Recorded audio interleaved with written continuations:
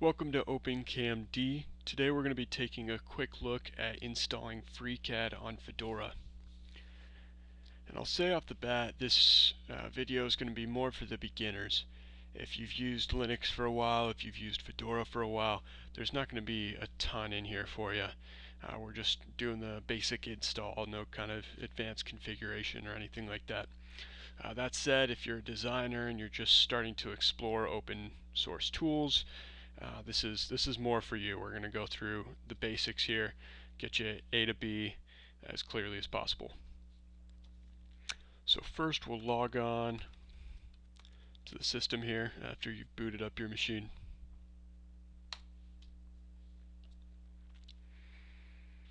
And before you get excited, this is just a virtual machine. The password that you can read off of the logger here isn't going to do you much good.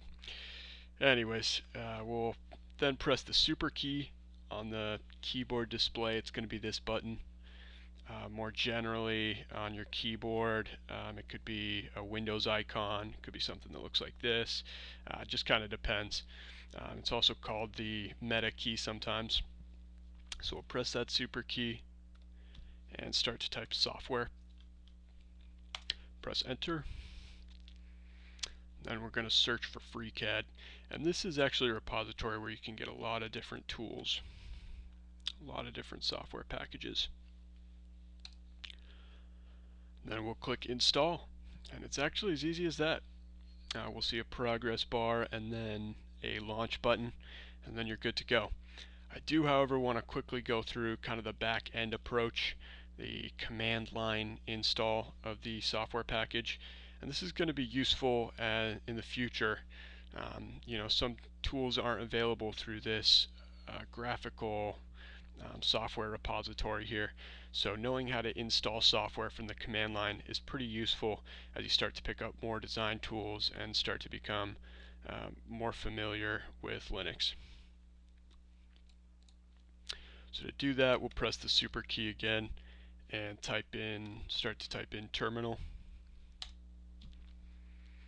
And the command that we're going to want to use is yum install freecad. And this is going to come up with a permissions error because we're not running this command with administrative privileges. So to invoke administrative rights for this command, assuming that the user you're logged into has those, you're going to want to put sudo at the beginning of the command. So sudo yum install freecad. And as you can see with this note here, this is actually running a slightly different command than what you are telling the machine to run. This DNF is the new version of yum. Even on the Freecad website, the official website, what they have listed there is yum install. That's going to get you A to B for now, but just for future reference, DNF is kind of the future of the command that you'll use to install software. So we'll invoke that, type in our password, and then it'll give us a list of software that it's going to install. Now Freecad is going to be somewhere in here, and the reason that it's installing all this other software along with it is that the Freecad software package is dependent on all this other